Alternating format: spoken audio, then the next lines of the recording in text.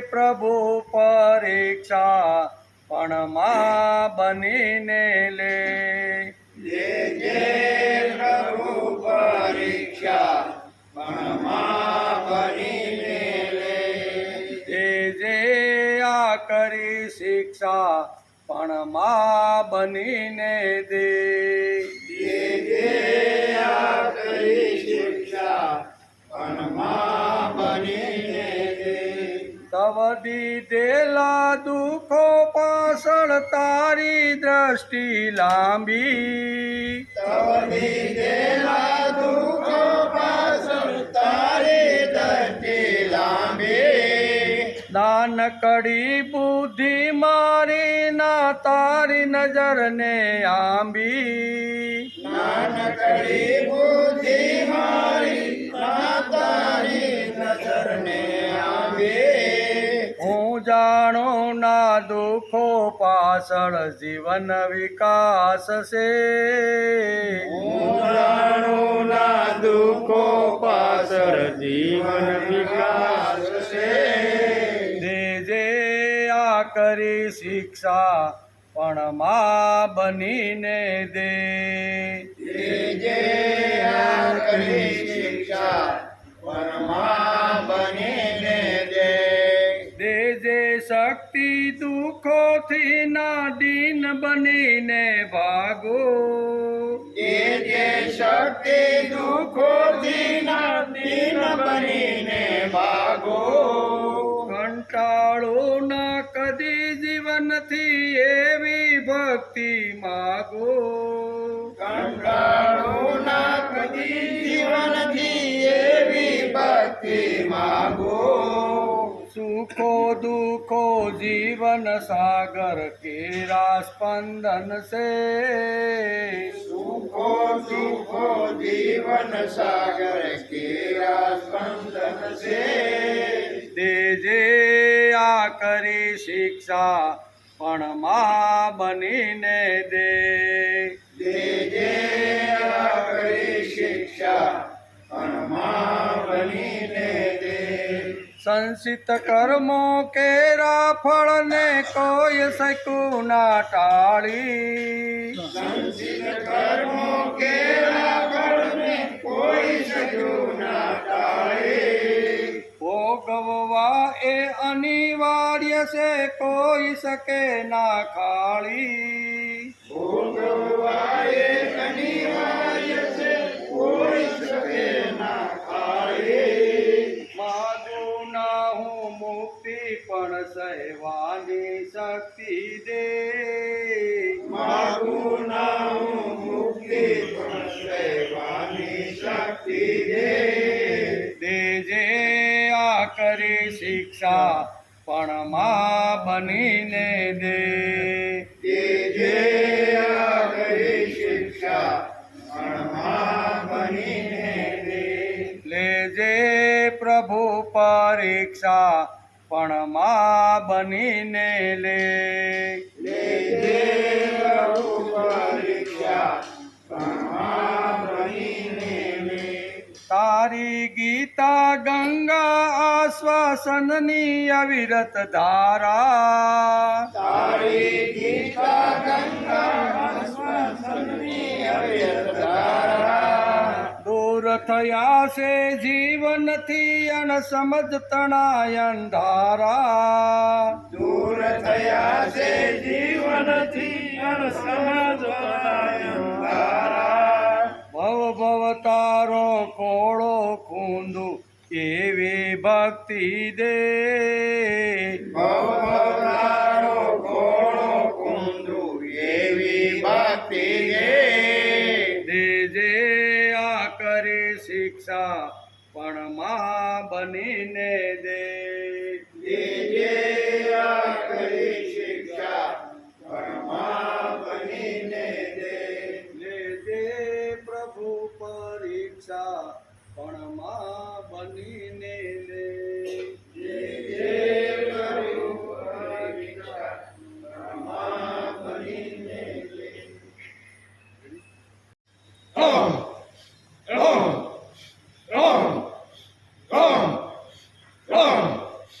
Oh!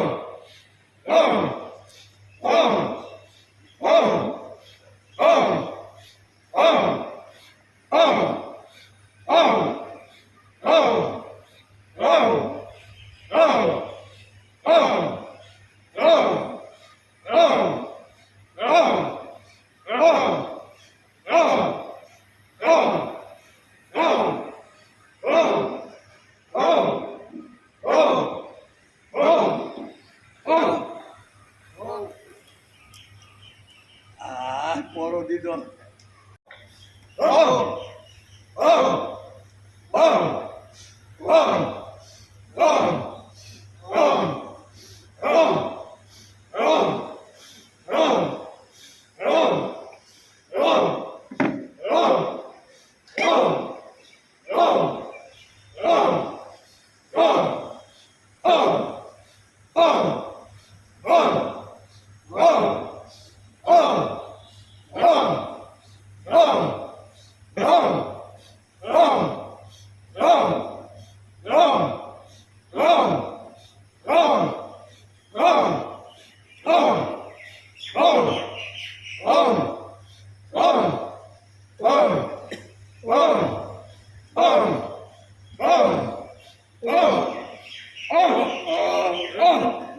रसोऽहमप्सु कौन्तेय रसोऽहमप्सु कौन्तेय रसोऽहमप्सु कौन्तेय रसोऽहमप्सु कौन्तेय प्रभास्मि प्रभास्मि शशिसूर्ययो प्रभास्मि शशिसूर्ययो प्रभास्मि शशिसूर्ययो प्रभास्मि शशिसूर्ययो रसोऽहमप्सु कौन्तेय प्रभास्मि शशिसूर्ययो रसोऽहमप्सु कौन्तेय प्रभास्मि शशिसूर्ययो प्रणव सर्ववेदेषु प्रमाण सर्ववेदेषु प्रणव सर्ववेदेषु प्रमाण सर्ववेदेषु प्रणव सर्ववेदेषु प्रमाण सर्ववेदेषु शब्दखे पौरुषं ऋषु शाब्दखे पुरुषं ऋषु शब्दखे पौरुषं ऋषु शाब्दखे पौरुषं ऋषु प्रणव सर्ववेदेषु शब्दखे पौरुषं ऋषु प्रमाण सर्ववेदेषु शाब्दखे पौरुषं ऋषु रसोऽहमप्सु कौन्तेय प्रभास्मि शशिसूर्ययो प्रणव सर्ववेदेषु शब्दखे पौरुषं ऋषु रसोऽहमप्सु कौन्तेय प्रभास्मि शशिसूर्ययो प्रमाण सर्ववेदेषु शब्दखे पौरुषं ऋषु पुण्यो गन्ध पृथिव्यां च पुण्यो गन्ध पृथिव्यां च पुण्यो गन्ध पृथिव्यां च पुण्यो गन्ध पृथिव्यां च तेजस्वास्मि विभावसो तेजस्वास्मि विभावसो तेजस्वास्मि विभावसो तेजस्वामि विभावसो पुण्यो गन्ध पृथिव्यां च तेजस्वास्मि विभावसो पुण्यो गन्ध पृथिव्यां तेजस्वामि विभावसो जीवनं सर्वभूतेषु जीवनं सर्वभूतेषु जीवनं सर्वभूतेषु जीवनं सर्वभूतेषु तपस्वास्मि तपस्विषु तपस्वास्मि तपस्विषु तपस्वास्मि तपस्विषु तपस्वास्मि तपस्विषु जीवनं सर्वभूतेषु तपस्वास्मि तपस्विषु जीवनं सर्वभूतेषु तपस्वामि तपस्विषु पुण्यो गन्ध पृथिव्यां च तेजस्वास्मि विभावसो जीवनं सर्वभूतेषु તપસ્વાસ્મિ તપસ્વીષુ પુણ્યમ ગંધ પૃથ્વી તેજસ્વામી વિભાવસો દેવાનાં સર્વભૂતેષુ તપસ્વાસ્મિ તપસ્વીષુ 8 9 સાથે રસોહમાપ્સુ કૌન્તેય પ્રભાસ્મિ શશિ સૂર્યયો પ્રણવ સર્વવેદેષુ શબ્દે પૌરુષનુષુ પુણ્યો ગંધ પૃથિવ્યાં ચ તેજસ્વાસ્મિ વિભાવસો જીવનં સર્વભૂતેષુ તપસ્વામિ તપસ્વીષુ તપસ્વામિ તપસ્વીષુ હરિ ઓમ પંચચાણૂરમર્દનમ દેવકી પરમાનંદમ કૃષ્ણં વંદે જગદ્ગુરુ ગુરુ બ્રહ્મા ગુરુ વિષ્ણુ ગુરુદેવો મહેશ્વર ગુરુ સાક્ષાત પરબ્રહ્મ તસ્મૈ શ્રી ગુરુવે નમઃ નારાયણં નમસ્કૃત્યં નરં ચૈવ નરોત્તમં દેવીં સરસ્વતી વ્યાસં તતો જયમુદીરયે તતો જયમુદીરયે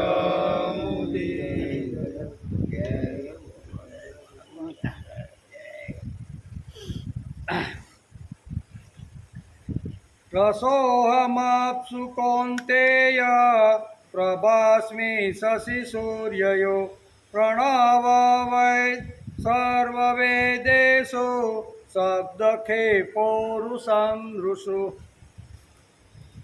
કૌન્તેય અપ્સુ રસ અહમ હે કૌન્તે જળમાં રસ હું છું શશિ સૂર્યયો પ્રભા ચંદ્ર તેમજ સૂર્યમાં પ્રકાશ અને પ્રભા હું છું સર્વ વેદેશુ પ્રણવ બધા જ વેદોમાં ઓમકાર હું છું ખે શબ્દ નૃષુ પૌરુષમ આકાશમાં શબ્દ અને નૃષુ પૌરુષમ મનુષ્યમાં પુરુષાર્થ હું છું તેમ ભગવાને આ 5 પોતાની વિભૂતિઓનું વર્ણન કર્યું છે હે કૌન્તે જળમાં રસ હું છું ચંદ્ર સૂર્યમાં તેજ પ્રકાશ પ્રભા હું છું બધા વેદોમાં ઓમકાર આકાશમાં શબ્દ અને મનુષ્યમાં પુરુષાર્થ હું છું આમ ભગવાને આ શ્લોકની અંદર કીધું શ્રીમદ ભગવદ્ ગીતા ચિંતન શરૂ થયું એનો 348મો દિવસ શનિવારે આપણે દેવપોઢી એકાદશી અને ચાતુર્માસ ઉત્સવની થોડીક વાત સમજવાનો આપણે પ્રયત્ન કર્યો ભારતીય સંસ્કૃતિમાં આ એક મહાન પર્વ એટલે કહ્યું તો કે ભગવાન સૂઈ જાય 4 મહિના માટે તેને ચાતુર્માસ પણ કહેવામાં આવે તો ભગવાન શા માટે સૂઈ જાય અને ચાતુર્માસની અંદર જ ભગવાન શા માટે સૂઈ જાય એ બધી જ વાતો શનિવારે આપણે સમજવાનો આપણી બુદ્ધિ અનુસાર સમજવાનો પ્રયત્ન કર્યો ભગવાન 4 મહિનાની લાંબી નિંદ્રામાં સૂઈ ગયા કારતક મહિનામાં ખેડૂત જ્યારે પોતાના ખળામાં આવેલો પાક ભગવાન પાસે લઈને ધાન્ય લઈને જાય છે ભગવાનને કહેશે કે ભગવાન તારી કૃપાથી ખૂબ વરસાદ વરસ્યો ધન ધાન્યથી અમારા ખેતરો ભરાઈ ગયા એમાં તારો પણ ભાગ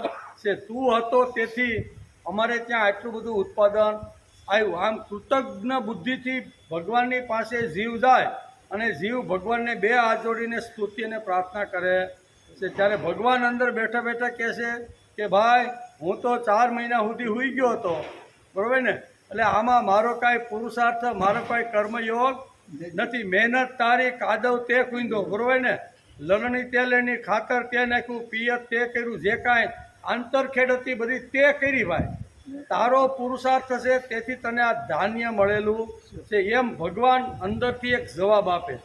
ત્યારે ભગવાનને જીવ કહે છે કે ભગવાન, આ તમારી મોટાઈ છે. હકીકતે તમારી કૃપા વગર અમે કોઈ પણ વસ્તુ ઉત્પન્ન કરી શકતા નથી. આવું જીવ કહે છે. એનો વિચાર આપણે ખૂબ સરસ રીતે સમજવાનો શનિવારે આપણે પ્રયત્ન કર્યો. ભગવાન કહે, હું તો 4 મહિના સુધી સૂતો હતો. તારો પરિશ્રમ, તારી મહેનત, તારો કર્મયોગ છે, તેથી ધાન્ય તારા ખળામાં આવ્યું, નહીતર આવે. ભગવાન કહે છે, એટલે આ વાત મૂળ વસ્તુ એ છે કે કામ કરવાનું હોય ત્યારે કામ કરે અને ફળ જ્યારે મળવાનું હોય ને ત્યારે સૂઈ જાય. ભગવાન કેવા કે ફળ જ્યારે ખેડૂતના હાથની અંદર આવ્યું ત્યારે ભગવાન કે હું સૂતો હતો ભાઈ. એટલે યશનો ટોપલો ભગવાન જીવ ઉપર એટલે ખેડૂત ઉપર ઢોળે છે કે ભાઈ તારી મહેનત, તારો પુરુષાર્થ, તે કાદવ ભીંદો અને તે ઘણી મહેનત કરીને તેથી આવ્યું છે. હકીકતે મહેનત માણસ ગમે તેટલી કરે પણ ભગવાનની જો કૃપા ન હોય તો પાક ઘરે આવી શકતો નથી. એ તો આપણે દર વર્ષે ઘણી બધા અનુભવો આપણે કરી છીએ. ઉનાળામાં પણ આવી રીતનું માવઠું થાય ત્યારે પણ આપણે અનુભવ કરીએ છીએ. અત્યારે પણ વાવેલું બધું જે હતું એ બધું ધોઈને બધું દરિયા ભેગું કરી દીધું કે નહીં. એટલે ભગવાનની કૃપા હોય તો જ આપણી પાસે ધન ધાન્ય જે કાંઈ છે ને એ આવે.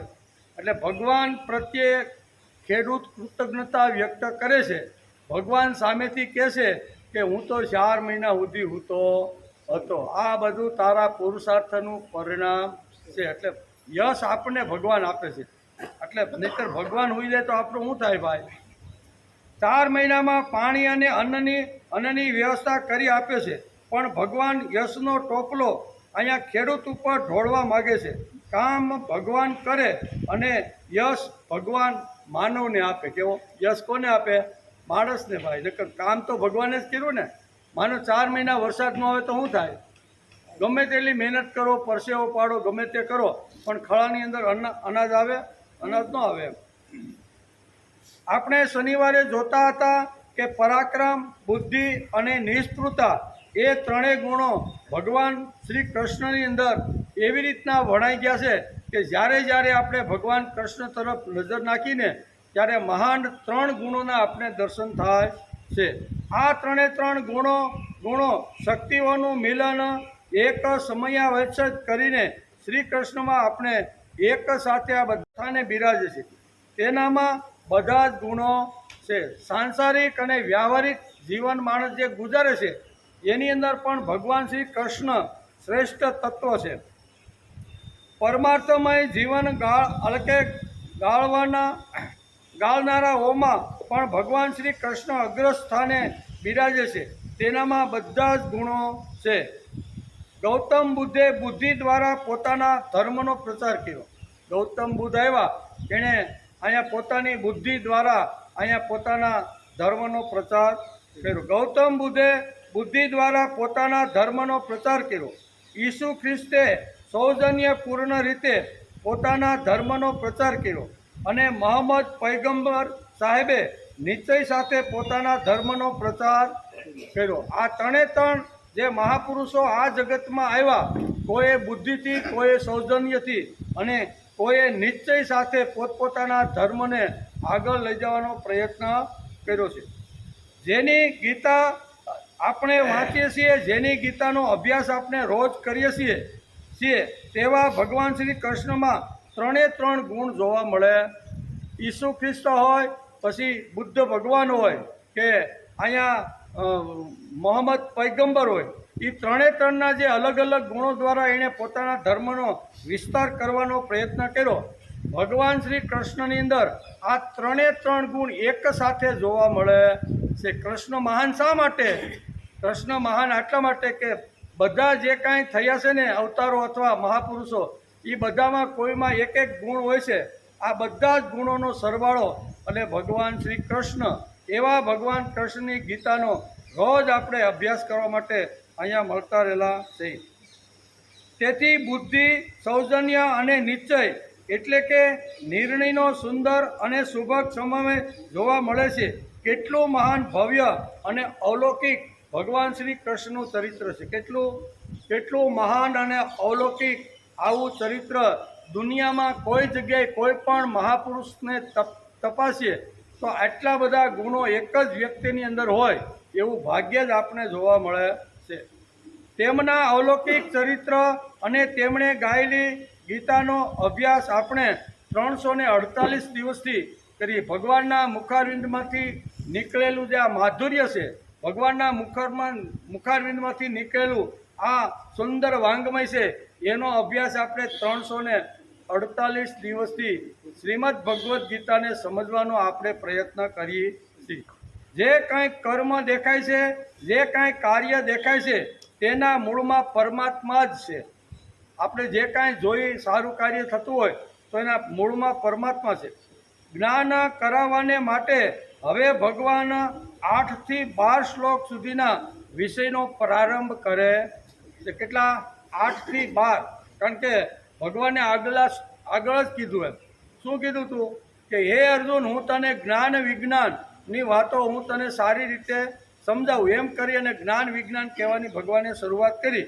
તો અહીંયા 8 થી જે 12 શ્લોક એટલે 5 શ્લોકની અંદર ભગવાન અત્યારે પોતાનો જ્ઞાનનો અને વિજ્ઞાનનો ખજાનો અર્જુનની સામે અહીંયા વ્યક્ત કરે છે. એટલે આ બહુ જ અગત્યના 8 થી 12 શ્લોક છે. એટલે 8 થી 12 શ્લોક ધ્યાન દઈને જો આપણે સાંભળશું ને તો ભગવાને અર્જુનની સામે જે ખજાનો ખોલ્યો છે એમાં કેટલા રત્નો પડેલા છે અને એ રત્નોની કેટલી મોટી કિંમત છે ને એ ભગવાન આ ડાબલો અત્યાર સુધી કે મેં કોઈને બતાવ્યો નથી.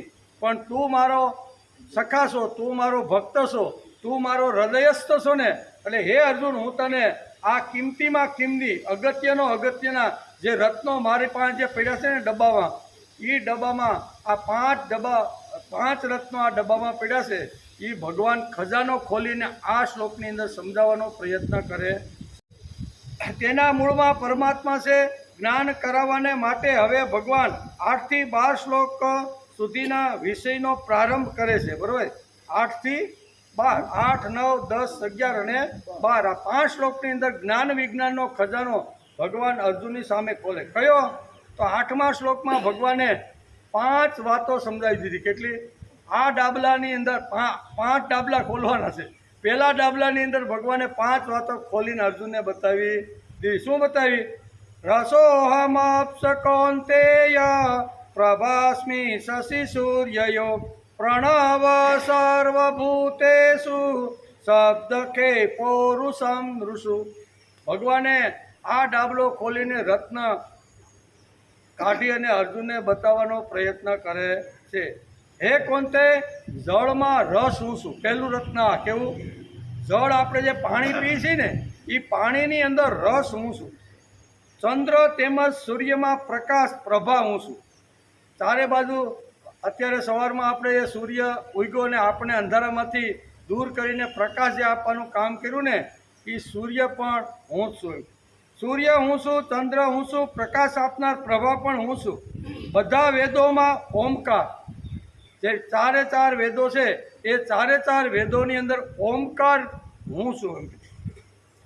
4 વેદોમાં ઓમકાર હું છું અને અવકાશમાં શબ્દ, આકાશની અંદર શબ્દ અને મનુષ્યમાં પુરુષાર્થ હું છું. આમ કરી અને ભગવાને પોતાની વાતનો ખજાનો ખોલતા અર્જુનને 5 વાતો કીધી છે. એ 5 વાતોને આજે આપણે સમજવાનો પ્રયત્ન કરશું. ભગવાને તો સૂત્રાત્મક રીતે આ વાત કહી દીધી. બરાબર? ભગવાને એવું કહ્યું, રસોમપ્સુ કૌન્તે, હે કુંતીના પુત્ર અર્જુન, હું તને આ વાત કહું છું, એમ કરીને રસની વાત કરી દીધી. તો રસ શા માટે આટલો મહાન છે એનું વર્ણન ભગવાન આ શ્લોકમાં કરે છે. આખું જગત સુંદર લાગે છે કારણ કે જગદીશ તેમાં ખોવાઈ ગયો. આખું જગત સુંદર લાગે એનું કારણ શું છે? જગદીશ એટલે ભગવાન એની અંદર ખોવાઈ ગયો. આખું જગત સુંદર લાગે છે કારણ કે જગદીશ તેમાં ખોવાઈ ગયો છે. સૃષ્ટિનો સર્જક સૃષ્ટિ સર્જીને પોતે જ ખોવાઈ ગયો. વાલ્મીકી રામાયણ લખીને વાલ્મીકી ખોવાઈ ગયા. એણે પોતે વાલ્મીકી રામાયણના 24,000 શ્લોક લખ્યા. કેટલા? વાલ્મીકીએ 24,000 શ્લોક લખ્યા અને 7 કાંડની અંદર બાલકાંડથી શરૂઆત કરી અને 7 કાંડ સુધી અંદર આ બધા વહેંચી દીધા, પણ એમાં પોતે ક્યારેય કીધું નથી કે આ ગ્રંથનું મેં નિર્માણ કર્યું છે, આ ગ્રંથ જે વાંચશે સાંભળશે એનું કલ્યાણ થાય, એવી કોઈ પોતે લખીને છુપાઈ ગયા કેવું. અને પોતે લખીને છુપાઈ જાય ત્યારે બાજુવાળાએ કોઈક તે કહેવું જોઈએ ને કે આટલું મોટું આ ભાઈએ કામ કર્યું છે, પણ એ પોતે પોતાના વખાણ કે પોતે પોતાની શું કહેવાય આવી પ્રશંસા કરતા નથી. ત્યારે હળવેકથી વિશ્વામિત્ર આપણને બધાને સમજાવે છે કે વાલ્મીકીએ પોતે ન કીધું કે મેં આ ગ્રંથનું સર્જન કર્યું છે, આટલી આટલી વાતો મેં એમાં ભરી છે, રામના ગુણો અને જે કાંઈ આ અયોધ્યાની જે વાતો છે ને એ બધી મેં આ ગ્રંથમાં ઠાસીને ભરી છે, એવું વાલ્મીકીએ ક્યાંય લખ્યું નહીં. વિશ્વામિત્ર જેવા મહાપુરુષને લાગ્યું કે આ મહાપુરુષે આટલું મોટું સાહિત્યનું સર્જન કર્યું, 24,000 શ્લોક લખ્યા છે, પણ એ પોતે તો કહેતો નથી, પણ હવે મારે કહેવું પડશે કે આ વાલ્મીકી કોણ છે ને શા માટે લખ્યું. એમ કરી અને અહીંયા વિશ્વામિત્ર કહે છે કુદંતમ રામ રામેતિ મધુરમ મધુરાક્ષરમ આરુહ્ય કવિતા શાખા વંદે વાલ્મીકી કોકિલમ. વાલ્મીકી બોલતા નથી, વિશ્વામિત્ર કહે છે કોયલ જેવું મધુર જ્ઞાન 24,000 શ્લોકમાં જેણે કરાવ્યું છે ને એવા વાલ્મીકીને હું નમસ્કાર કરું. તો આ મહાપુરુષોની આ વિશિષ્ટતા છે. આપણે તો થોડું કાંઈક કર્યું હોય ને તો આપણે તો એટલા બધા ગાજીએ કે એનું વર્ણન કાંઈ થાય, એટલું મોટું ગાજ આવે કેવો મેં કર્યું હું હતો એટલે થયું, મારા વગર થાત નહીં. એ તો વચ્ચે હું પડ્યો ને એટલે એ છોકરા છોકરીનો સંબંધ થયો, નકર થાત નહીં. એ સંબંધ થઈ ગયો, વાતે ગાતે જાન પણ આવી, પરણીને છોકરીને લઈ ગયો. 6 મહિના પછી પાછું એમાં કાંઈક માંદો પડ્યો બે ને એટલે પછી છૂટાછેડા થવાની વાત એકાબીજાને બહુ 2-4 મહિના હાલી. એટલે વચ્ચે જે ઓલો કહેતો હતો ને હું હતો એટલે થયું, મેં કરાવ્યું, એને બોલાવ્યો. એ કે ભાઈ 6 મહિના પહેલાં એ કે ત્યાં આ જોડું ગોઠવી આપ્યું ને, હવે તું આ પાછું વિખાણું છે ને એ કે એ કાદવમાં નાખે તો હું શું કરું, એ કે એ એના કર્યા ભોગવે. હવે આવી કહેવાનો અર્થ કે કંઈક નાની નાની વાતો જો આપણે કાંઈ કરી હોય તો આપણે ગાજી બહુ. અહીંયા વાલ્મીકી ગાયજા નહીં. તેથી વિશ્વામિત્રને કહેવું પડ્યું કે આ વિશ્વામિત્રે કીધું કે આ વાલ્મીકી નામની જે કોયલ છે ને એણે 24,000 શ્લોકનું ગુંજન કરી અને આખા જગતને મંત્રમુગ્ધ કરી દીધા છે. તેથી અહીં કહે છે કે ઘણીવાર કાર્ય કરીને લોકો છુપાઈ જતા હોય છે, એ જ મહાન છે. કેવા કાર્ય કરે ને ફળ મળવાનું થાય ને ત્યારે ભગવાન કે ભાઈ હું તો હૂતો હતો, ફળ આવ્યું ને એટલે ખેડૂત લઈને ગયો અને કે તારી કૃપાથી આ થયું, ત્યારે ભગવાન કે હું તો ફળ મળવાના સમયે સૂઈ જવાનું અને કામની જરૂરિયાતો રીતે ડબલ કામ કરવાનું, પણ એ ફળ મળવાનું હોય ને ત્યારે મેં કર્યું નથી. આ છુપાવવાની વાત આ ચાતુર્માસની અંદર સમજાવે છે. ચાતુર્માસમાં ભગવાન 4 મહિના સૂઈ જાય. આ 4 મહિનામાં ભગવાન મોટામાં મોટું કામ જો કરતું હોય તો વરસાદ અને અન્ન, આ 2 મોટામાં મોટા આખી દુનિયા આખીને જેની જરૂરિયાત છે અન્ન અને જળ એટલે કે પાણી, આ 2 વસ્તુની મોટામાં મોટી જરૂરિયાત છે. બાકી થોડીક ઓછી વધતી હોય ને તો આપણે હલાવી લઈએ કે નહીં, પણ આ 2 વગર હાલે. અન્ન વગર પણ જીવાય નહીં અને પાણી વગર પણ જીવાય નહીં. તો 4 મહિનાની અંદર જે દુનિયાના લોકોને જરૂરિયાતનું વધારેમાં વધારે જે જરૂરિયાત છે ને એ 2 વાતો ચોમાસાના 4 મહિનાની અંદર ભગવાન પોતે જ આવી રીતની ઊભી કરે છે. તેથી ભગવાનને યશ જોઈતું માણસને આપે છે, બરાબર ને. ભગવાન આ શ્લોકમાં કહે છે કે હું દેખાતો નથી, પણ મને જોવો હોય ને તો તું મને 5 જગ્યાએ જોઈ શકે છે. હું આ શ્લોકની અંદર અહીંયા 7મા અધ્યાયના 8મા શ્લોકમાં ભગવાન કહે છે કે હું પ્રત્યક્ષ અત્યાર સુધી કોઈને જોવા મળ્યો હોય એવું લાગતું નથી, પણ તારે મને જો જોવાનો હોય ને તો હું તને 5 સ્થાનો બતાવું છું. કેટલા? આ 5 સ્થાનોની અંદર તું મને આવી રીતનો જોઈ શકીશ. એમ કરી અને રસોમપ્ય કોંતે, હે કોંતે તું આ મારા 5 સ્થાનો ક્યાં છે રહેવાના એ તું જરાક સમજી લે. એમ કરીને ભગવાનના પોતાના રહેવાના 5 સ્થાનો આ શ્લોકની અંદર ભગવાને બતાવ્યા છે. તેથી હે કોંતે જળમાં રસ, પહેલું સ્થાન કયું છે? આપણે જળ પીએ ને રોજ, એમાં રસ હું છું.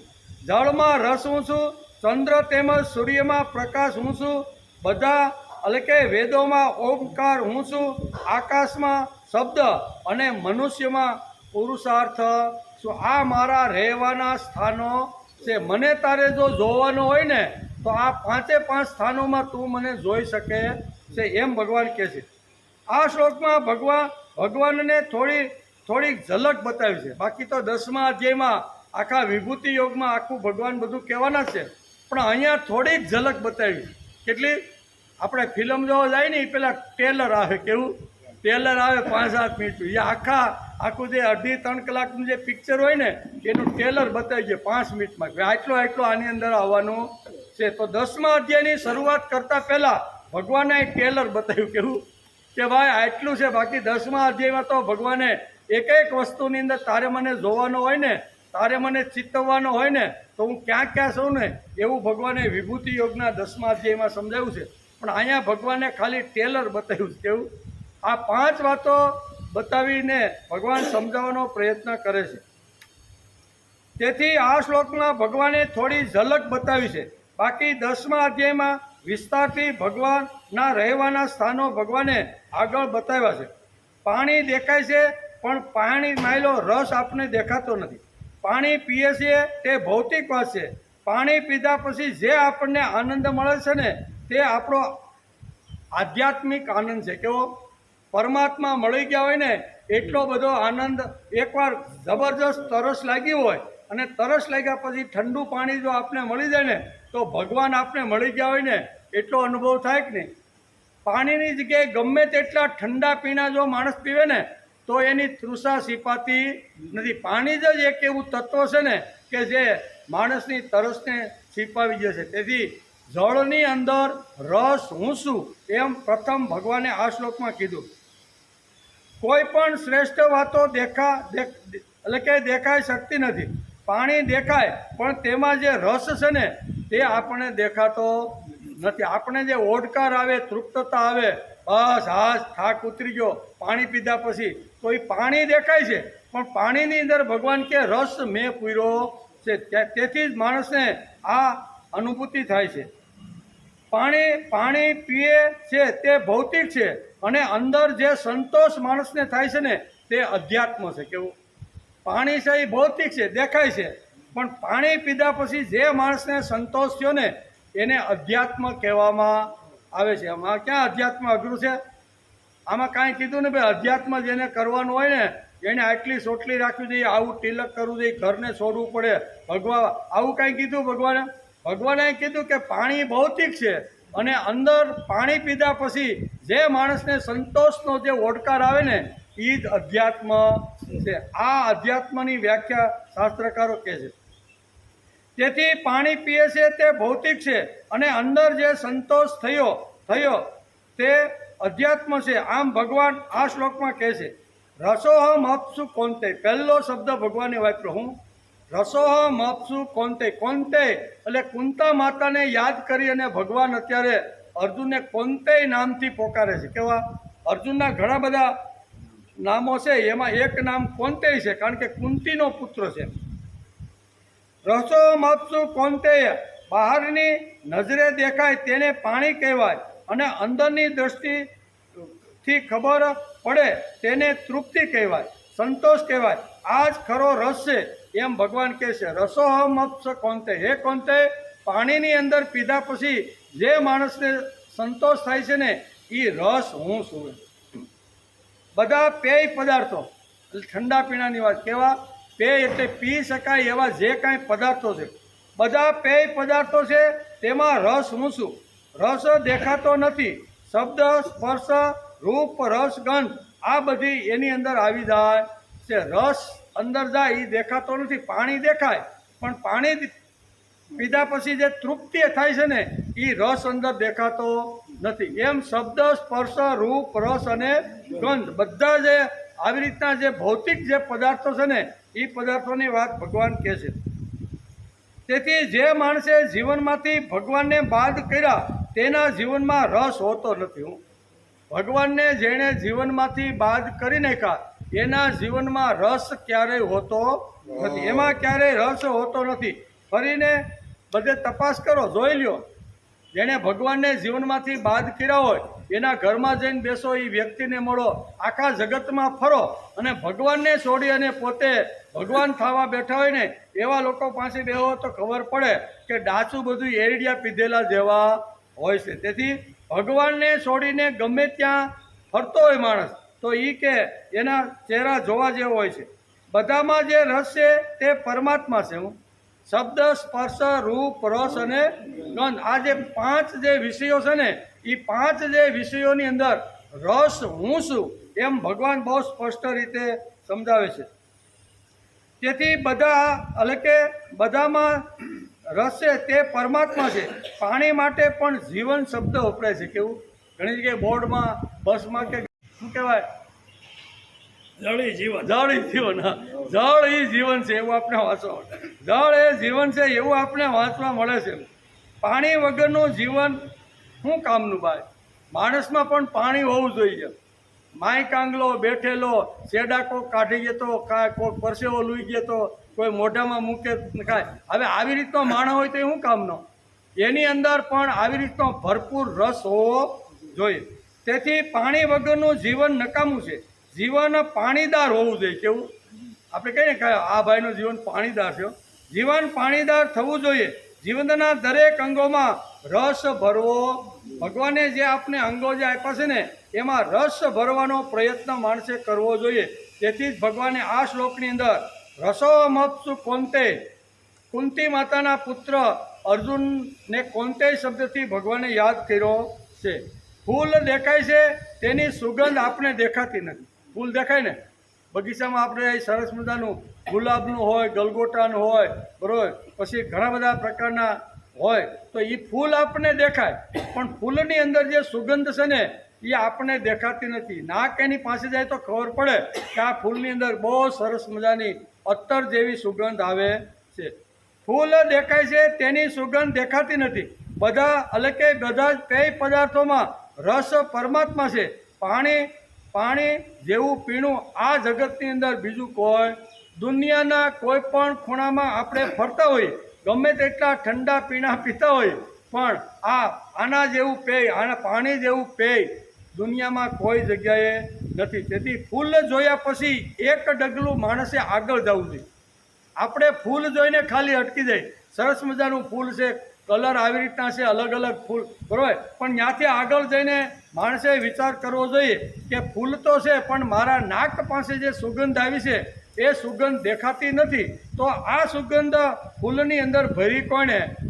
તો ફૂલની અંદર જે સુગંધ ભરનાર છે એની પાછળ, ફૂલની પાછળ ભગવાન છુપાઈને બેઠો છે. એટલે એક ડગલું આગળ જઈ અને માણસે વિચાર કરવો જોઈએ. ફૂલ જોઈને અટકવાનું નથી. ફૂલ જોયા પછી શાંતિથી બેસી અને વિચાર કરવાનો છે.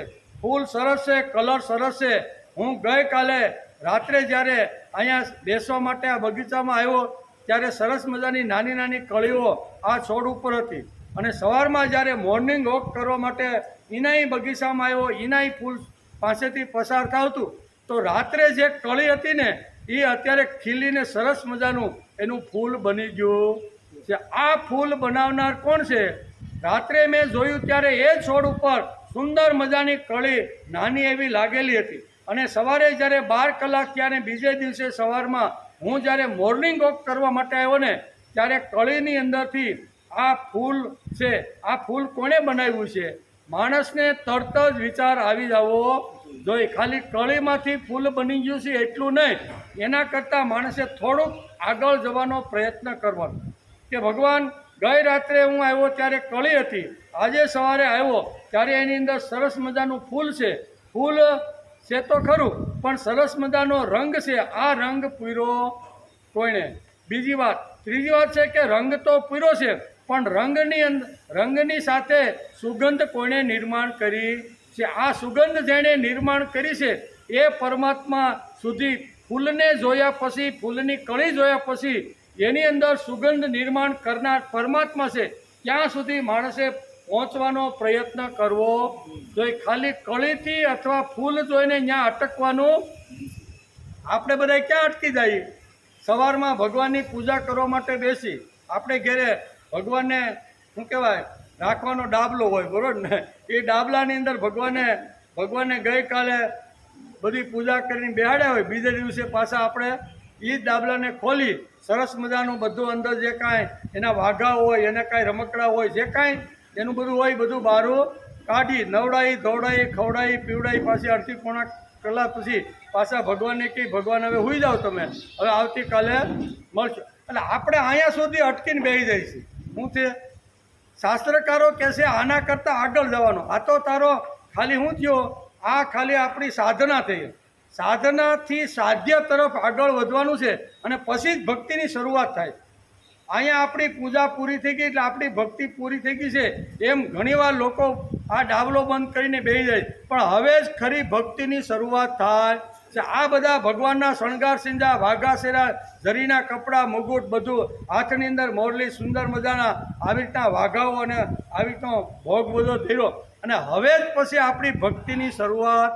આ બધી કર્મકાંડ પત્યા પછી શાંતિથી એ જ ભગવાનની સામે અડધો પોણો કલાક બેસવું જોઈએ કે ભગવાન, મારી શક્તિ પ્રમાણે મેં મારી પૂજા કરી, પણ આ પૂજા કરી છે, સર્જન તો બધું તે જ કર્યું છે. ફૂલ મેં તારી આગળ જે મૂક્યું એ ફૂલ ભગવાન તે ખીલાવ્યું, સુગંધ તે પૂર્યું, બરાબર? જે કાંઈ ભોગના પદાર્થો છે એ નિર્માણ તે કર્યા. મેં થોડું કાંઈ આમ તેમ કરીને તને પાછું આ મનને ભગવાનની અંદર પોરવવાની શરૂઆત કરીને એ જ ખરી ભક્તિ છે. તેથી કહે છે કે ભગવાન પોતે પોતાના સ્વમુખે કહે છે, પછી બીજા કોઈની અહીંયા સલાહ લેવાની જરૂર. આ 5 વાતો જે છે ને એ ભગવાન પોતે પોતાના અહીંયા મુખે કહે છે. તેથી ભૌતિક સૌંદર્યમાં આપણે ગૂંચવાઈ જઈએ છીએ. હું ફૂલ પાસે ગયા પછી એનું આવી રીતનું આકર્ષણ વાત જોયા પછી માણસ એમાં અટવાઈ જાય, ત્યાંથી આગળ જતો નથી. પણ ફૂલની અંદર સુગંધ પૂર્ણાને પરમાત્માને એ વખતે યાદ કરવો જોઈએ. તેથી ફૂલ દેખાય છે તેની સુગંધ દેખાતી નથી. બધા જ પેય પદાર્થોમાં રસ પરમાત્મા છે. પાણી જેવું પીણું આ જગતમાં બીજું કોઈ નથી. તેથી ભૌતિક પદાર્થોમાં આપણે ગૂંચવાઈ જઈએ છીએ. એ જ સૌંદર્યથી થોડા આગળ વધીએ તો પરમાત્માના દર્શન 100% આપણે થાય. પરમાત્મા દેખાતો નથી. ભગવાને આગલા શ્લોકમાં કીધું ને કે જે આ માળા અને મણકાનું દ્રષ્ટાંત આપીને ભગવાને અર્જુનને સમજાવ્યું કે માળાની અંદર જે 108 જે મણકા છે ને એ બધા વ્યવસ્થિત છે. એનું કારણ ધાગો એટલે કે દોરો છે. એ દોરામાં પરોવાયેલા છે, તેથી જ બધા સાથે રહેશે ને તેથી જ એની કિંમત છે. પણ દોરો દેખાતો નથી, મણકા દેખાય છે. ફૂલ દેખાય છે પણ ફૂલની અંદર સુગંધ પૂરનાર પરમાત્મા માણસને દેખાતો નથી. તેથી ફૂલ જોઈને અટકવાનું નથી, એની અંદર પરમાત્માને જોવાનો પ્રયત્ન કરવો જોઈએ. તેથી બધા જે કાંઈ શબ્દ, સ્પર્શ, રૂપ, રસ અને ગંધ આ બધા જે કાંઈ પદાર્થો છે ને એ પ્રાપ્ત થયા પછી એની પાછળ પરમાત્મા છુપાઈને બેઠો છે એ જોવાનો પ્રયત્ન માણસે કરવો જોઈએ. તેથી અહીં કહે છે ભગવાન એટલે કે રચના દેખાય છે અને રચનાકાર દેખાતો નથી. આ બધી રચના દેખાય ભગવાને, જે ફૂલ, છોડ, વૃક્ષ, વનસ્પતિ, ખળખળ વહેતા ઝરણા, મોટા આવી રીતના હિમાલય જેવા પર્વતો, એ બધું આપણને દેખાય. પણ એને જે નિર્માણ કરનાર અને જગતની અંદર આ બધું ઊભું કરનાર રચનાકાર છે તે આપણને દેખાતો નથી. મણકા દેખાય છે પણ મણકાને બધી રીતે વ્યવસ્થિત રાખનાર અંદર રહેલો દોરો માણસને દેખાતો નથી. દેખાય? દોરો દેખાય નહીં. તેથી રચના દેખાય છે, રચનાકાર દેખાતો નથી. રચનાથી રચનાકાર સુધી જવાની યાત્રા એટલે પરમાત્મા તરફ જવાની યાત્રા. શું કહેવાય?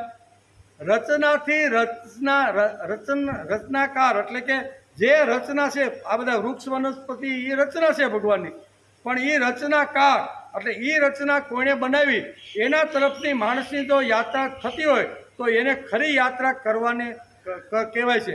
અને એ યાત્રા તરફ જવાનો માણસે પ્રયત્ન કરવો, આને જ ખરી યાત્રા કહેવાય. રચના તરફથી રચનાકાર તરફ જવાનો જે આપણો કર્મયોગ છે, જે આપણા પગ છે, જે આપણા આવી રીતના જે છે એ પરમાત્મા તરફ જાય એને શાસ્ત્રકારો યાત્રા કહે છે.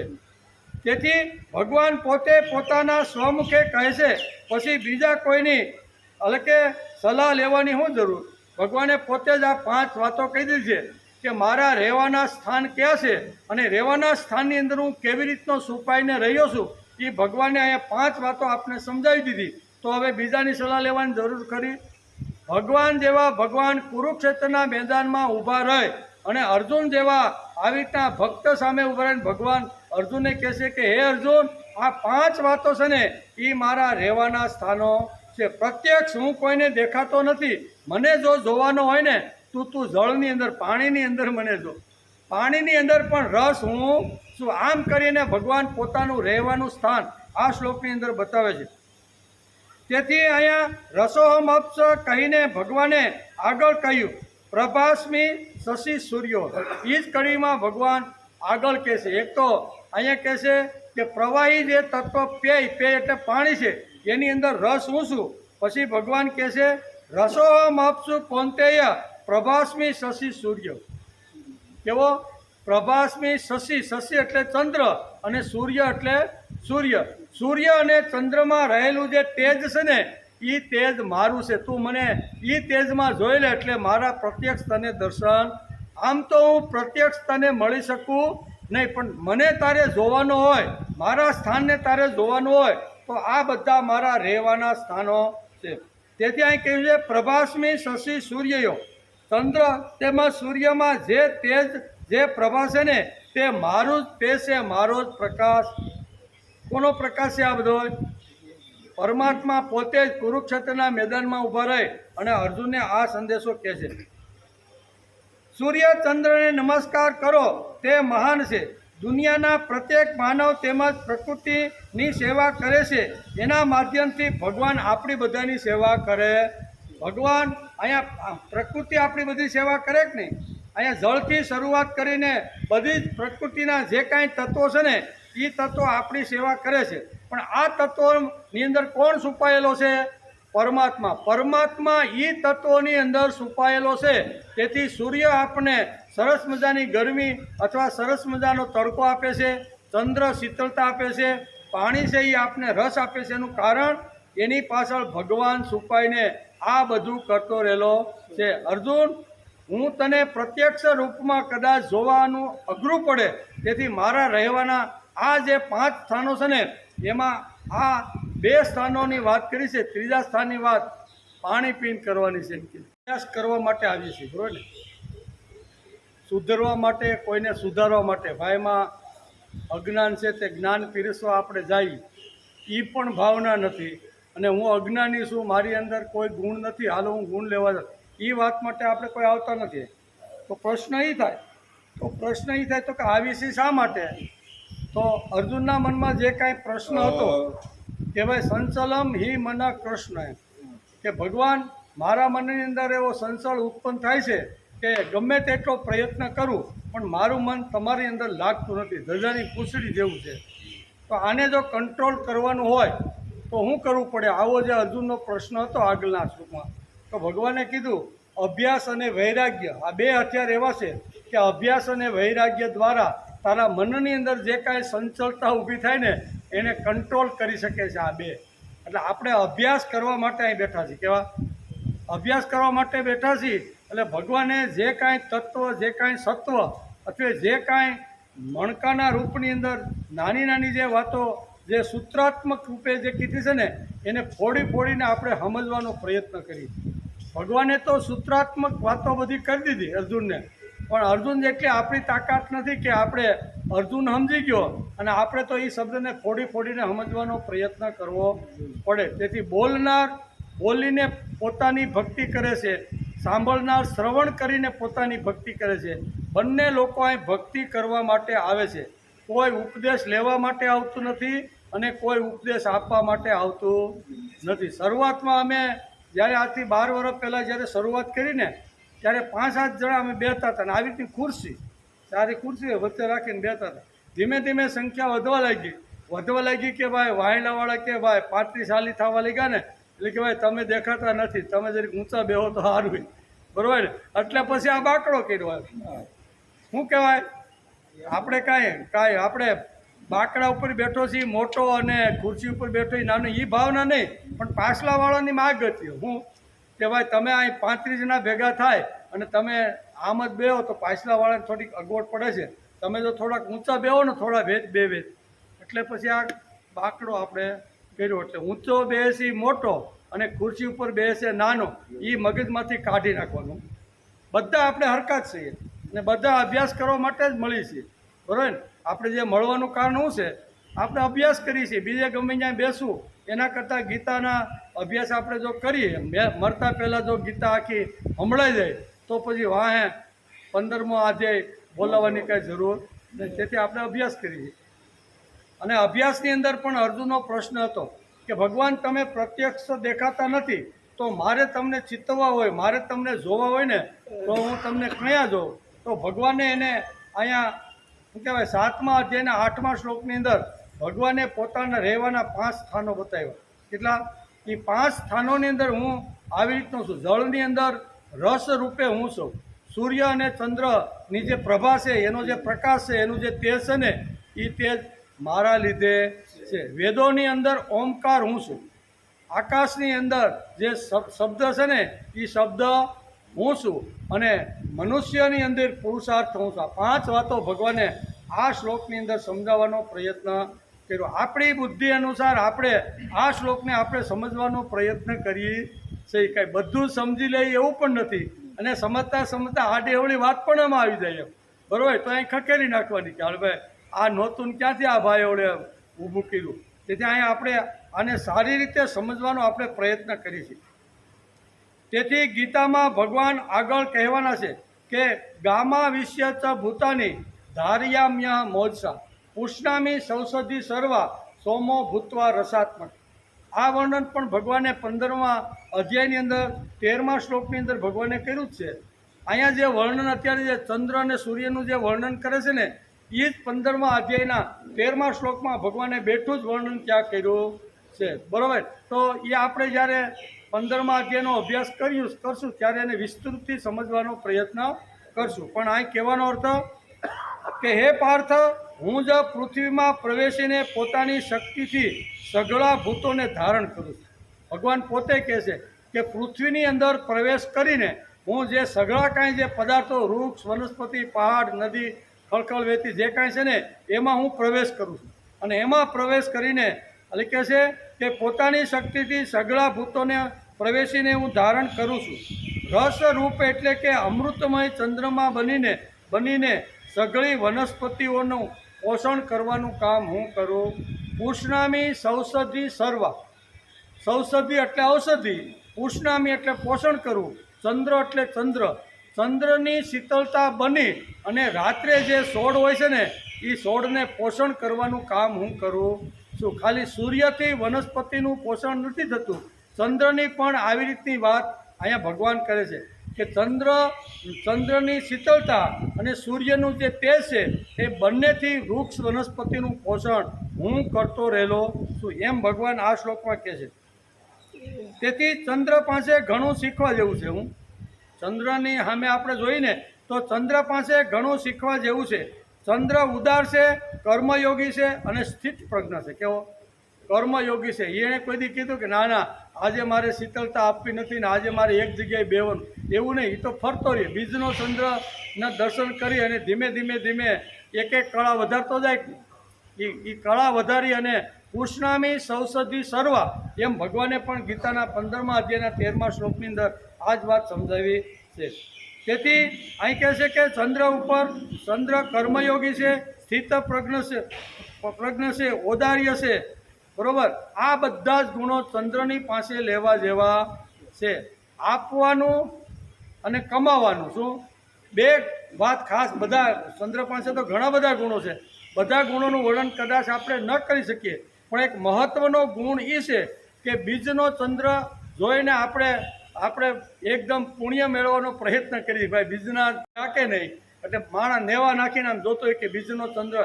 એ બીજનો ચંદ્ર શા માટે કે તો કે બીજના દિવસથી ચંદ્ર કમાવાની શરૂઆત કરે છે, તેજ લાવવાની અથવા આવી રીતનો પ્રકાશ પોતાના જીવનમાં લાવવાનો શરૂઆત કરે છે. બીજને દિવસે જે એની અંદર પ્રકાશ હોય, જે એની અંદર તેજ હોય, જેની અંદર આવી રીતનું હોય ને આ પ્રભા, એ ધીમે ધીમે એક કળા વધારતો જાય. બીજ ત્રીજ ચોથ પાસ આમ પૂનમ આવે ને આ તો ચંદ્ર 16 કળાએ ખીલીને બધી જ કળા એણે પ્રાપ્ત કરી લીધી હોય છે. અને પછી આમાં શું કહેવાય પડવાની શરૂઆત થાય, અંધારિયા પક્ષની પડવાની શરૂઆત થાય ને એટલે પછી શું થાય, આપવાની શરૂઆત કરે. એક એક જે 16 કળા એણે જે જીવનમાં લાવીને પ્રકાશિત પૂર્ણ રીતે જે પ્રકાશિત થયો છે ને એ એક એક કળા પાછી આપતો જાય. કમાવાનું અને આપવાનું આ જે ગુણ છે ને એ કોનો છે, ચંદ્રનો. આપણે પણ કમાવાનું અને સારા કાર્ય માટે આપણી બુદ્ધિ હોય, વિત્ત હોય, શરીર શક્તિ હોય, જે કાંઈ આપણી હોય ને એ વાપરવાનો પ્રયત્ન કરવાનો. વાપરીએ એટલે પાછી ભગવાન ડબલ કરીને પાછી આપણે અહીં આપે, ફરીથી આપણે વાપરીએ. ચંદ્રે કોઈ દી એમ કીધું કે ના ના હવે 16 કળાએ આ બધા મેં પ્રભા બધી કેળવી લીધી છે, હવે મારે કોઈને આપવી નથી. પણ આપવાની શરૂઆત કરે કે નહીં, વધ પડવાથી આપવાની શરૂઆત કરે અને અહીંયા અમાસ સુધી સતત આપવાનું કામ કરતો રહેલો છે. તેથી ચંદ્ર પોતાની સલામતી શોધતો નથી, એટલે કે પૂર્ણિમાએ બધું આપી દીધું અને બીજથી પાછું કમાવાની શરૂઆત કરે છે. આને કર્મયોગી કહેવાય છે. વાસી અન્ન ઉપર કોઈ સારી વાત નભતી નથી. વાસી હોય એના ઉપર કોઈ નભે? માનો કે કોઈ માણસ કોઈ મામી, માસી, કાકી કે ફઈ કે ફૂવો મરવાનો હોય અને એને કોઈ વારસદાર ન હોય એટલે કોઈ સામું જડવું રાખીને બેઠો હોય કે આને 100 વીઘા આ ફઈને જમીન છે પણ એ તો નિર્વંશ મરવાની છે, એટલે એને એમ થાય કે વારસાઈમાં મને મળે તો સારું. આમ લાંબી જીભડી રાખીને ઘણીવાર ઘણા લોકો સમાજમાં જોતા હોય છે, એને કહેવાય વાસી. કેવું? એ પોતે કમાવેલું નથી પણ એને કોઈના વારસામાંથી મળેલી જે વારસાઈ છે ને એની વાત કરે છે. કાંઈ વાસી અન્ન ઉપર કોઈ સારી વાત નભતી નથી. એ 5, 15 કે 25 વર્ષ થાય ને તો એ હોય ને, તમે જોયો જેના બધાના જોજો, તમે અભ્યાસ કરજો ને તો એ બધું ખલાસ એની પાસે થઈ ગયું. 100 વીઘા જમીન ફઈ મૂકીને વયા ગયા હોય તો પણ 5, 25 વર્ષ પછી એ રોડ ઉપર પાછો આટા મારતો. આને કહેવાય વાસી. પોતે કમાયું નથી અને બીજાની વારસાઈ ઉપર નજર નાખીને જે બધા બેસે છે ને એ કોઈની પ્રગતિ કરી શકતા નથી. તેથી વાસી અન્ન ઉપર કોઈ સારી વાત નભતી નથી. મામા માસીની જે વારસાઈ મળી છે તે વાસી કહેવાય. તેનાથી કોઈ દિવસ સારા કામો કોઈ દી થતા નથી. બરોબર? એ આપે નહીં કોઈ દી, કોઈને ખિસ્સામાં હાથ નાખે નહીં. ચંદ્રમાં તેજ ક્યાંથી આવ્યું ભાઈ? ચંદ્ર એટલે કે કર્તૃત્વવાન છે. ચંદ્રમાં ઔદાર્ય છે અને સ્થિત પ્રજ્ઞા છે.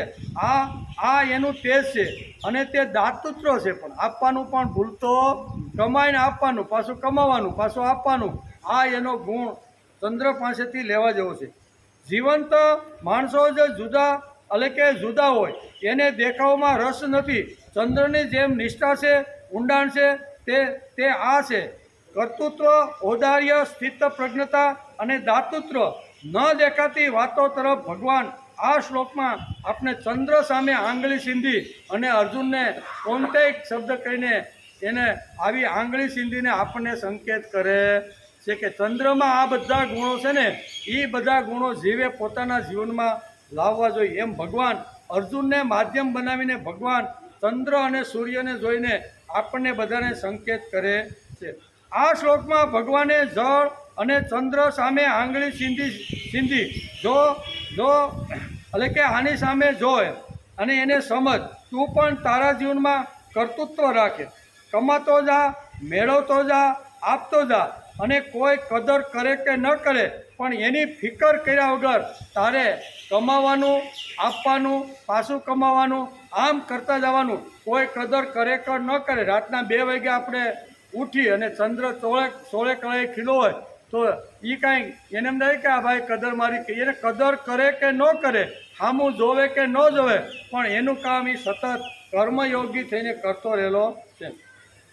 તેથી કમાતો જા, મેળવતો જા, આપતો જા અને કોઈ કદર કરે કે ન કરે તેની તું ફિકર કર નહીં.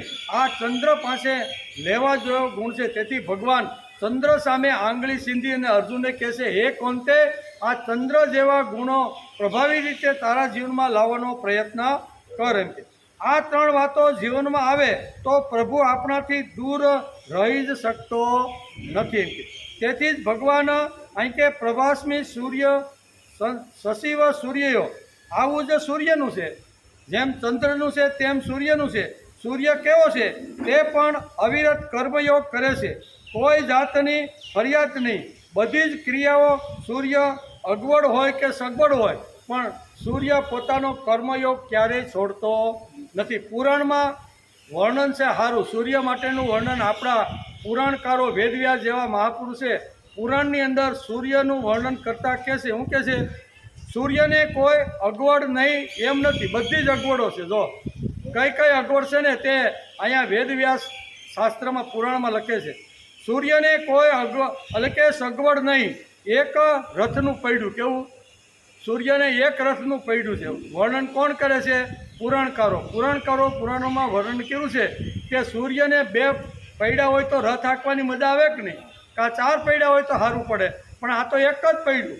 હવે એક પૈડા ઉપર બેલેન્સ રાખી અને ગાડીને દોડાવી એ અઘરું પડે કે નહીં? અઘરું જ પડે. એટલે અહીં કહે છે સૂર્યને કોઈ સગવડ નહીં. એક રથનું પૈડું અને 7 ઘોડા પાછા. કેવા? એક ઘોડો આમ ખેંચે, બીજો આમ ખેંચે. હવે એને કંટ્રોલમાં રાખો કે નહીં? સૂર્યને કેટલી અગવડ છે ને તે વેદવ્યાસે પુરાણમાં બહુ સરસ લખી છે. કર્મયોગ છોડતો નથી. આપણે તો 2 સાટા પડ્યા, શિયાળાની થોડીક ઠંડી લાગી અને ઉનાળામાં ગરમી લાગી, કેમ બાપા દેખાણા નહીં? તો કે ભાઈ વરસાદનો સાટો પડ્યો ને એમાં ન આવ્યું. કેમ બાપા દેખાણા નહીં? અરે ભાઈ ઠંડી એટલી બધી હતી, એટલા 2 ગોદડા ઓઢ્યા ને તો એટલે ગોદડામાંથી બહાર નીકળવાનું ને. કેમ બાપા ન આવ્યા? અરે આખી રાત એટલી બધી ગરમી હતી ને તે રાત્રે મોડી ઊંઘ આવીને સવારે ઉઠાણું. આપણે એકાદી આવી રીતની અગવડ ઊભી કરી અને આપણે જે અધ્યાત્મક ક્ષેત્રમાં જે કાંઈ વ્રત લીધું હોય ને એ બધું તોડી નાખી કે નહીં? સૂર્યે કોઈ દી પોતાનું વ્રત પોતે નક્કી કરેલો, નિશ્ચિત કરેલો સમયે તોડ્યો? ના, 6:45 કીધું કે હું હાજર થઈ જાય. એટલે 6:45 સૂરજ આપણી ત્યાં હાજર હોય ને હોય. કેલેન્ડરમાં લખ્યું હોય ને કે ભાઈ સૂર્ય કેટલા વાગ્યા આજ ઉગશે, તો લખ્યું હોય 6:45. એમાં 46 ન થાય ને 44 ન થાય. કેટલી? 6:45. એટલે આ એનો ગુણ છે. આપણે પણ નિયમિતતા એની પાસે શીખવી જોઈએ. તેથી સૂર્યને કોઈ સગવડ નથી. એક રથનું પૈડું, 7 ઘોડા. એક ઘોડો આમ ખેંચે, બીજો આમ ખેંચે, ત્રીજો આમ ખેંચે. સર્પની લગામ. ઘોડાને કંટ્રોલ કરવા માટે સૂર્ય જો પ્રયત્ન કરે તો લગામ તો જોઈ. તો શેની લગામ? સર્પની. સર્પાય ઝેર, શું કહેવાય? ઝેર ઓગતો હોય અને આ બધા ઘોડાને કંટ્રોલ રાખીને એક પૈડા ઉપર હાલવું એ કેટલી અગવડ કહેવાય. પણ સમયસર 6:45 આવે કે નહીં? આ બધી અગવડતા સૂર્યને છે. કેટલી? એણે કોઈ દી ફરિયાદ કરી કે ના મારે આવું તું જ કરવું, પણ આ સર્પે એટલો ફૂફાડો માર્યો ને કે આખા શરીરમાં ઝેર કરી નાખ્યું. નાવામાં અડધો કલાક તો ગયો ને એટલે હું મોડો આવ્યો. કે કોઈ દી ફરિયાદ કરતો નથી. 7 ઘોડા છે, સર્પની લગામ છે, જે રોકે છે છતાં કામ કરવાનું. ઘોડાઓ આમ ખેંચે ને તેમ ખેંચે, 2 આમ ખેંચે ને તેમ ખેંચે. કર્મયોગ સમજાવવા માટે અહીંયા પુરાણકારો લખે છે. માટે ભગવાને આ શ્લોકમાં સૂર્યનું ઉદાહરણ આપ્યું છે. કર્મયોગ કરવો ઘણો કઠિન છે. માર્ગ મળે જ નહીં. પાછા કયા માર્ગે હાલવું એ પણ ખબર નથી. એક પૈડું છે એના ઉપર શું કહેવાય કંટ્રોલ રાખવાનો છે. 7 ઘોડા છે અને અહીંયા સર્પની લગામ છે અને રસ્તો ખરબસડો છે અને એમાં મૂકીને આખી પૃથ્વીને મારે પ્રકાશિત કરવી છે. તો કેવી રીતે કરવું એને કોઈ દી વિચાર કર્યો? 6:42 એટલે 6:42 હાજર. 6:01 એટલે 6:01 હાજર. એણે કોઈ દી કીધું 1 સેકન્ડ પણ મોડો નહીં. આપણે આ બધું.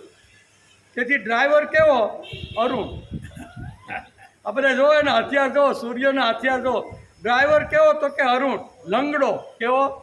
લંગડો. હાલે નહીં ને એવો એને ડ્રાઈવર, એવો એને લંગડો. છતાં સૂર્ય પોતાનો કર્મયોગ છોડતો નથી. એટલે ભગવાને કુરુક્ષેત્રના મેદાનમાં ઊભા રહે અને શંખ ફૂંકી અને અર્જુનને કહે છે જોઈ લે ચંદ્ર અને સૂર્ય પાસે કેટલી અગવડો છે ને, પણ છતાંય એણે પોતાનો કર્મયોગ છોડ્યો નથી. તું તો કર્મયોગ છોડીને હથિયાર ફેંકીને બેસી ગયો છે. શું કહે છે?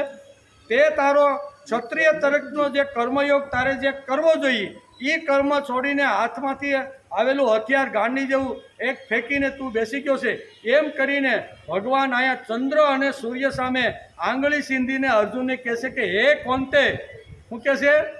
તું કુંતીનો પુત્ર છો, ગમે તેવો નહીં. કુંતી માતાની જે ક્ષત્રિયાણીનું જે દૂધ ધાવીને તું અત્યારે મારી સામે જે ઊભો છો ને, એ તું કોંતેય છો. આમ કરી અને ભગવાન આ 5 પ્રકારના સંકેતો અહીંયા બતાવીને અર્જુનને સમજાવવાનો પ્રયત્ન કરે છે. તેથી ડ્રાઈવર અરુણ લંગડો છતાં સૂર્ય પોતાનો કર્મયોગ છોડતો નથી. બરોબર. અહીંયા ભગવાન રામની પાસે શું હતું ભાઈ? સીતાને લઈ ગયા પછી રામે ઘણું બધું સંશોધન કર્યું, બધું ખોળ્યું, બધાને પર્વત, પશુ, પક્ષી, નદી નાળા બધા પાસે રડતા રડતા ભગવાન ગયા છે કે ભાઈ મારી સીતાને કોઈ જોઈ. અને પછી છેલ્લે જ્યારે અહીંયા શું કહેવાય સુગ્રીવ સાથે દોસ્તી થઈ અને પછી કે હવે શું કહેવાય વાત તો મળી ગઈ કે ભાઈ લંકાની અંદર અશોક વાટિકાની અંદર સીતાને રામ ઉપાડીને રાખી દીધી. અને પછી એણે પરોઠી વાળીને બેસી ગયા. એની પાસે હથિયાર કેવા હતા? વાંદરા અને રીસ, એના હથિયાર પાછા કેવા? હવે એ અને સામે પક્ષે કેવું હતું તો કે પૌલસ્ય ઋષિનો જે પુત્ર હતો ને એ રાવણ હતો. રાવણ પાસે કવાયેલું સૈન્ય, હજારો સૈન્ય હતો ને, એવી રીતના એની પાસે વિમાનો હતા ને કે ગમે તેવાને ખલાસ કરે એવી મોટી તાકાત. રાવણના વર્ણન આપણે રાવણની લંકાનું વર્ણન જો કરીને તો એની પાસે કેટલો ઠાઠમાઠ કેટલો વૈભવ હતો એ આપને ખબર પડે કે આટલો ઠાઠમાઠ હોવા છતાં ભગવાન શ્રી રામ અટકા નથી. એણે કીધું ભલે મારી પાસે વાનર અને રીસનું સૈન્ય હોય ને, પણ આકાશ પાતાળ એક કરીને સીતાને ગમે તેમ કરીને હું પાછી લાવી. એટલે તેથી આપણા શાસ્ત્રકારોએ લખ્યું છે વિજેતવ્યા લંકા ચરણ તરણીયો જલનિધિ વિપાક્ષો પૌલસ્ય રણભુવિ સહાય સકપય તથાપ્યેકો રામ સકલ ભવક્ષાક્ષિક્ષુ સકુલમ ક્રિયા સિદ્ધિ સત્વે ભવતી મહતાપનોપકરણે. બહુ સરસ આ શ્લોક છે. હવે એનું જો વિવરણ કરવા બેસી તો પાછો અડધો કલાક વયો જાય. પણ કહેવાનો અર્થ કે રામે જે વખતે લંકા ઉપર ચડાઈ કરીને ત્યારે એની પાસે રીસ અને વાનર જેવા હથિયાર હતા. એનો આધાર લઈ અને આવા લંકાપતિ જે પૌલસ્ય ઋષિનો જે પુત્ર હતો, જેની પાસે સાધન સામગ્રી અને એટલા બધા બોમ્બ ગોળા અને એટલા બધા શસ્ત્રો હતા ને, એની સામે યુદ્ધે ચડવાનું હતું. અને એની સામે યુદ્ધે ચડવાનું હોય તો મારી પાસે પણ આટલા સાધનો હોવા જોઈએ એવું રામે વિચાર્યું નહીં. રામ કે જે આ સાધન આવે એ સાધન, પણ મારે રાવણ ઉપર વિજય પ્રાપ્ત વિજય તવ્યા લંકા, શું કે છે? મારે લંકા ઉપર વિજય પ્રાપ્ત કરવાનો છે. આમ કરી અને ક્રિયા સિદ્ધિ સત્વે ભવતી મહતાપનોપકરણે, એ શબ્દ સમજવા જેવો છે. રામની અંદર સત્વ હતું, રામની અંદર સત્વ અને તત્વ બંને પડેલા હતા. અને એ બળથી એણે લંકાપતિ રાવણ ઉપર વિજય પ્રાપ્ત કર્યો છે. એટલે આપણે વિજય પ્રાપ્ત કરવાનો હોય ને તો આપણું સત્વ જ કામ લાગશે. આપણું અસત્વ હોય ને પછી બીજા પાસે જઈને જો વાતો ગમે તેવી કરી તો એ વૈયા ગયા, પછી થોડોક દૂરે પછી આપણે એ તો ખબર છે ભાઈ વાતો મોટી મોટી કરી પણ એમાં કાંઈ લેવાનું. એટલે રામનું સત્વ હતું અને સત્વને હિસાબે ગમે તેવી સુખ સાહેબીના સાધન ઉપર બેઠેલો રાવણ હતો ને, એના ઉપર રામે વિજય પ્રાપ્ત કર્યો જ નહીં. તેથી અહીં કહેશે કે શંકરાચાર્ય કોઈ શ્રીમંતના પગ ચાંટવા ગયા નથી. આજથી 1500-1600 વર્ષ પહેલાં શંકરાચાર્ય આવ્યા. ચારે દિશામાં એક એક મઠ બાંધી અને વૈદિક સંસ્કૃતિનો ધ્વજ એણે આખા ભારતની અંદર લહેરાવીને કીધું કે વૈદિક સંસ્કૃતિ મૂર્તિ પૂજા શ્રેષ્ઠ આ ભક્તિનું સાધન છે એમ કીધું. બરાબર. ત્યારે એ કોઈ દિવસ કોઈ મોટા લોકોના પગ ચાંટી તમે મને પૈસા આપો, તમે મને વાહન આપો તો હું આટલા કામમાં જાઉં, એણે કોઈ દિવસ કોઈના પગ ચાંટ્યા. પગની સાંકળી ખાટ ખાટ ખાટ કરતી કેરળમાંથી ઉપડે અને હિમાલયની ટોચ સુધી જઈને વૈદિક સંસ્કૃતિનો ધજા લહેરાવી કે નહીં. સાધન મુખ્ય નથી, અંદર રહેલું જે સત્વ અને તત્વ છે ને એ મહત્વનું. એ હોય ને તો માણસ સાધન વગર પણ ગમે ત્યાં જવું હોય તો ગમે તે વ્યવસ્થા કરીને માણસ પહોંચી શકે છે. તેથી સૂર્ય અતિશય તેજસ્વી છે, અવિરત કર્મયોગ કેટલો છે કે જે નિયમિત છે, કોઈ દિવસે મોડો થાય નહીં. સૂર્યના ગુણો લાવવાનો માણસે પ્રયત્ન કરવો જોઈએ. આમ ભગવાને અર્જુન સામે હે કોંતેય કહીને આ સૂર્યચંદ્ર સામે આંગળી ચીંધીને સંકેત કર્યો છે. અગવડની ફરિયાદ જ નહીં. પરમાત્મા જ મારી જોડે છે ત્યારે સાધનો માટે હું રડવાનું. ભગવાન મારી અંદર બેઠો છે, કામ કરવાની શરૂઆત કરીશ એટલે ભગવાન મને કોઈ રીતે મદદ કરશે જ. ભગવાન જ મારી અંદર બેઠો છે, આટલો વિશ્વાસ ભગવાન ઉપર હોવો જોઈએ. આટલો વિશ્વાસ જો ભગવાન ઉપર ન હોય તો આપણે બંધ થઈ જાય. ઘણા બંધ થઈ જાય કે નહીં કે ભાઈ અમને તમે આટલી ફોનની વાત કરો છો ને એટલે હવે અમારે આવવું નથી. તમે ફોનની વાત વારા ઘડીએ ફોન કરો, પણ એકવાર ભગવાન ઉપર વિશ્વાસ રાખીને 2 કલાક ફોન બંધ કરીને બેસા, જો અંદર તાકાત શક્તિ અને ભગવાન આપને કેટલી મદદ કરે છે ને એ તો પછી ખબર પડે, પણ પરબારી ખબર પડે. આપણને એમ થાય કે મોબાઈલ જ મારું બધું કલ્યાણ કરી નાખશે એટલે આપણે મોબાઈલને છોડવાનો પ્રયત્ન કરતા નથી. પણ એકવાર ભગવાન ઉપર વિશ્વાસ રાખો, એકવાર ભગવાન ઉપર શ્રદ્ધા રાખીને જો કામ કરવાની શરૂઆત કરશું ને તો આ ભગવાન તો બહુ દયાળુ અને કૃપાળુ છે. આપણે બધી જે માગી એના કરતાં 1000 ગણી સગવડતા આપીને આપણને ફૂલની જેમ પહાડ ઉપરથી જેમ પ્રહલાદને ફેંકે અને ભગવાન જેમ ફૂલની જેમ એને ઝીલી લે ને એમ ફૂલ જેવા આપણે ઝીલવાનો પ્રયત્ન કરશે. પણ ભગવાન અને પોતાની ઉપર પહેલાં વિશ્વાસ ઊભો થાય તો જ મોબાઈલ છૂટે, નકર ગમે તેટલા બરાડા પાડો પણ મોબાઈલ છૂટે નહીં. તેથી અગવડની ફરિયાદ નહીં, પરમાત્મા જ મારી જોડે છે, ત્યારે સાધનો માટે હું રડવાનું. સત્વ જેની પાસે નથી તેવા લોકો કામ કરી શકતા જ નથી. સત્વ જેની પાસે છે તે કરી 2-5 15 દી 2-5 મહિના કે 2-4 વર્ષ સુધી આવે અને પછી સત્વ જો ન હોય ને તો એ બધા ધીમે ધીમે દૂર થતા રહે છે. તેથી સત્વ જેની પાસે નથી તેવા લોકો કામ કરી શકતા નથી. ફંડથી કામ ન થાય, ફંડથી તો બંધ ઊભું થાય. કેવું? ફંડ ભેગું કરીને પછી કામ કરો ને એટલે બંધ ઊભું થાય કે હાંસવાની. ઓલા પ્રમુખને મેં એટલા આપ્યા હતા, આ રામ મંદિરનું આલેખ ને અત્યારે આ જ વાત કરો ને, હમણાં જે પેપરમાં રોજ આવે છે કે રામ મંદિરની અંદર આટલું બધું ધન સંપત્તિ ભેગી થઈ ગઈ ક્યાં, એના માટે આખું બધું થયું કે નહીં, એના માટે બધું નિયમમાં પડ્યા કે નહીં આ તપાસ કરવા માટે. એટલે કહેવાનો અર્થ કે ફંડ જ્યાં ભેગું થાય ત્યાં માણસને થોડી શંકા કુશંકા આવી અને બંધ ઊભું થાય છે. તેથી અહીંયા એટલે કે સત્વ જેની પાસે નથી તેવા લોકો ન કરી શકે. ઋષિમુનિઓએ ઝાડ નીચે બેસીને કામ કર્યું.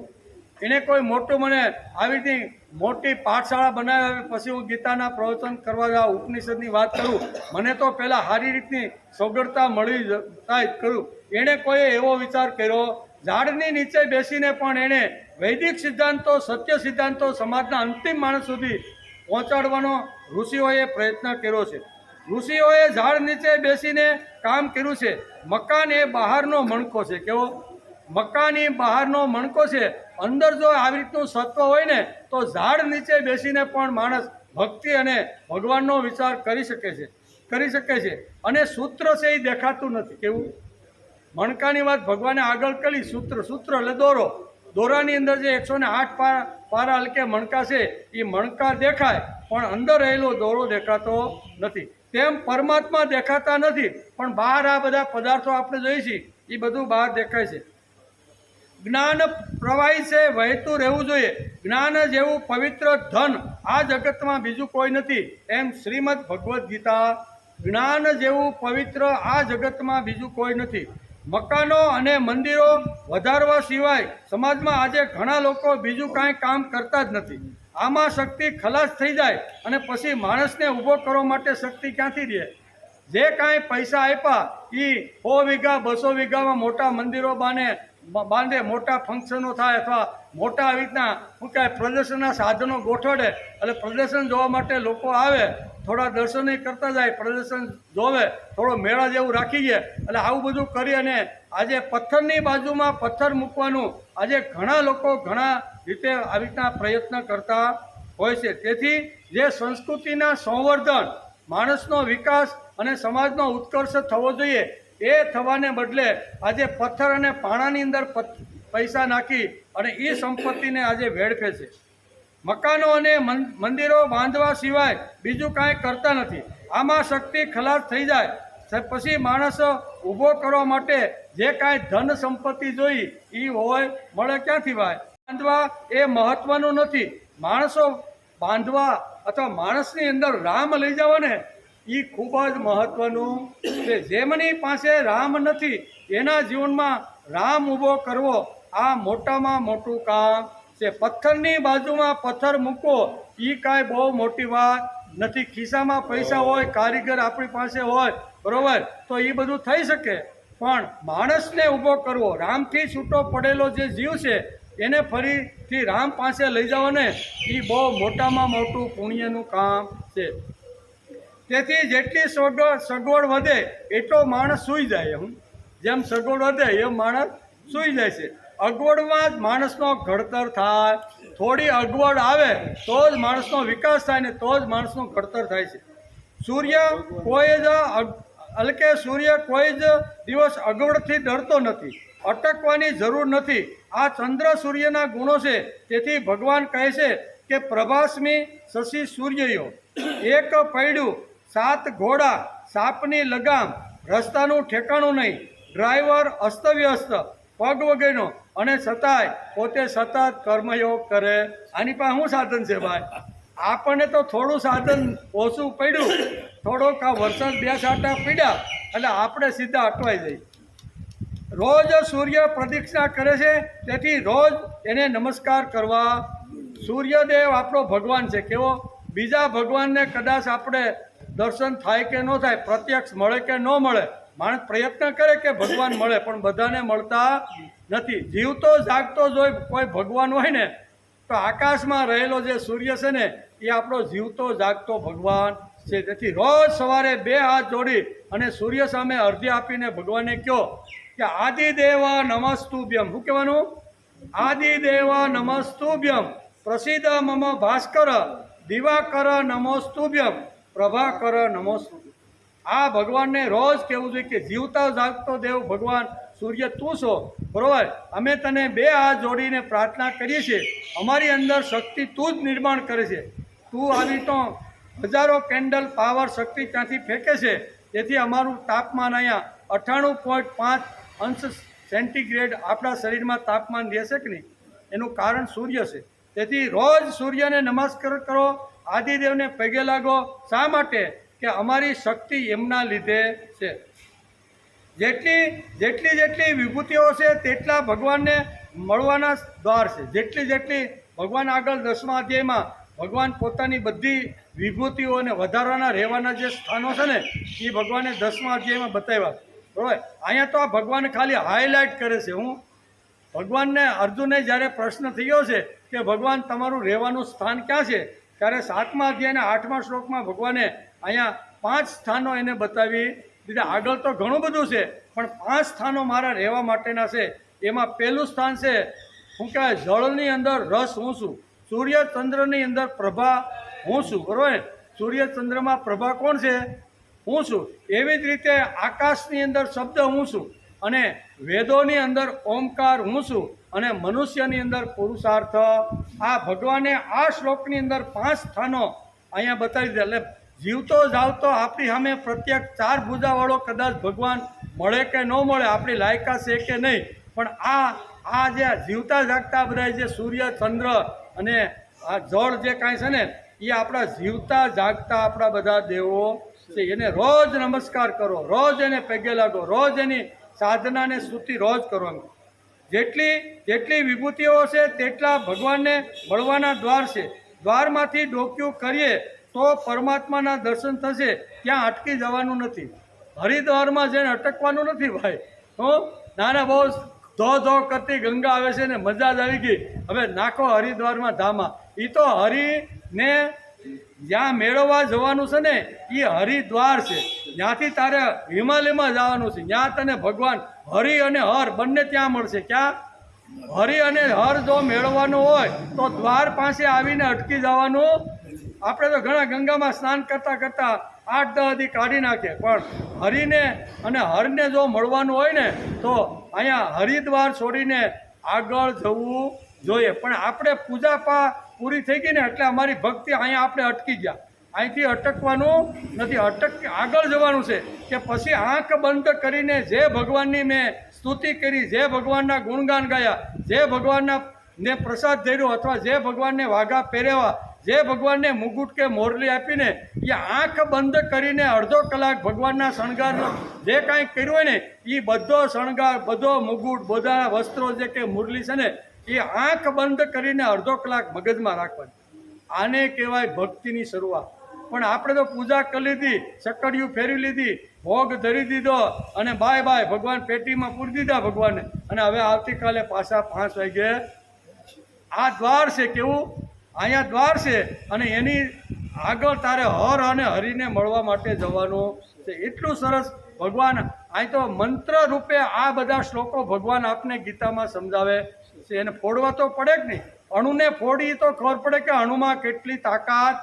એક અણુ જો આપણે ખબર છે કે બીજું વિશ્વ યુદ્ધ થયું અને બધા જ દેશો સામસામે આવી ગયા, અડધા દેશ આ બાજુ નડતા, એમ થયું કે હવે ભયંકર આ યુદ્ધ કોઈથી બંધ થાય નહીં. એટલે પછી અમેરિકાએ એક પ્રયોગ કર્યો કે યુદ્ધને જો બંધ કરવાનું હોય ને તો હવે અણુના પ્રયોગ વગર શક્ય નથી. નકર અણુ ફોડવાની મનાઈ જ હોય, પણ બંધ કરવા માટે એણે જાપાનના હિરોશીમા અને નાગાસાકી આ 2 મોટા સુરત જેવા જે શહેરો હતા ને એની ઉપર એણે આ અણુબોમ્બ, નાનકડો એવો અણુબોમ્બ આ હિરોશીમા અને નાગાસાકીમાં ફૂટ્યો.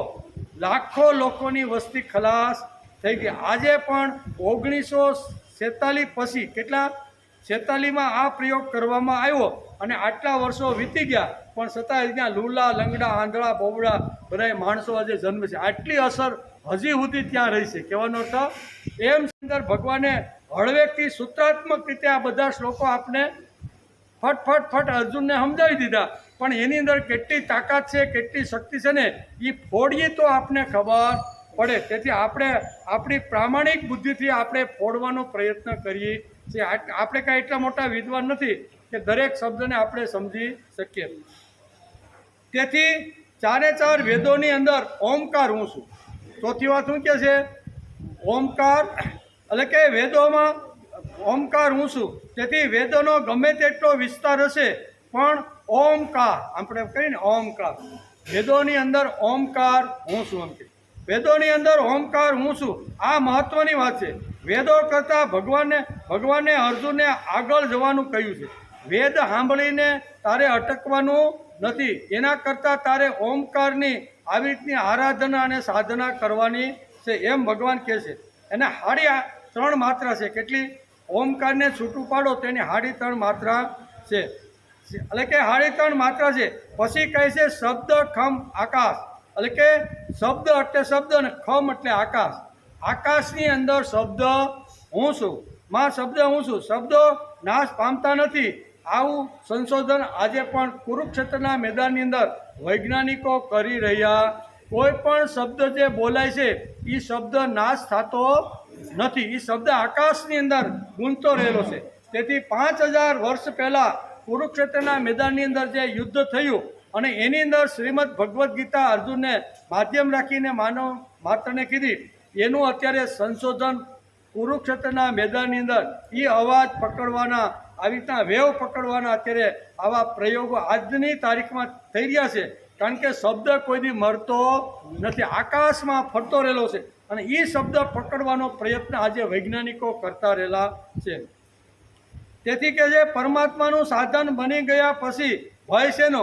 એકવાર ભગવાનનું સાધન બની ગયા પછી ભય કાંઈ ખરો? લક્ષ્મણ હતો એ રામનું સાધન બની ગયો, હનુમાન હતા એ રામનું સાધન બની ગયો. હું તમારું સાધન છો, તમારે મને જ્યાં અને જેવી રીતે ઉપયોગ કરવો હોય તે તમે કરી શકો છો. એકવાર ભગવાનનું આપણે જો સાધન બની જાય અને પછી ભગવાનને જ્યાં વાપરવું હોય ત્યાં વાપરે. સારા કાર્યમાં વાપરવું હોય તો વાપરે અને ખરાબમાં ખરાબ જે ગમતું ન હોય ને એવા કાર્યમાં પણ ભગવાન ઓર્ડર કરે કે હે લક્ષ્મણ, આવતીકાલે સીતાને તારે વનની અંદર મૂકવા જવાની. ખરાબમાં ખરાબ કામ પણ લક્ષ્મણ કરી શકો અને સારામાં સારું કામ કરી શકેનું કારણ લક્ષ્મણે કીધું, રામ હું તમારું હથિયાર છું, તમારે મને જ્યાં વાપરવું હોય ત્યાં વાપરો. નકર કોઈની તાકાત છે? અયોધ્યામાં તો કોઈ એવો કોઈ વીર નહોતો કે સીતાને આવી રીતના ગર્ભવતી સ્ત્રીને જંગલમાં કોઈ મૂકવા જાય. એટલે રામનો હથિયાર લક્ષ્મણ બની ગયો, રામનો હથિયાર હનુમાનજી બની ગયા. તેથી કોઈ ગભરાટ ખરી? ભગવાન તારે જ્યાં વાપરવું હોય ત્યાં મને તું વાપરી શકે છે. અને છેલ્લે આ શ્લોકમાં ભગવાન કહે છે પૌરુષમ નૃષુ, મનુષ્યમાં પુરુષાર્થ હું છું. કેવો? મનુષ્ય માત્રની પુરુષાર્થ પ્રયત્ન કર્મયોગ માણસે કરવો જ્યાં સુધી શ્વાસોશ્વાસ ચાલે ત્યાં સુધી કર્મયોગ છોડવાનો નથી. કર્મના પ્રકાર બદલતા રહેવાના.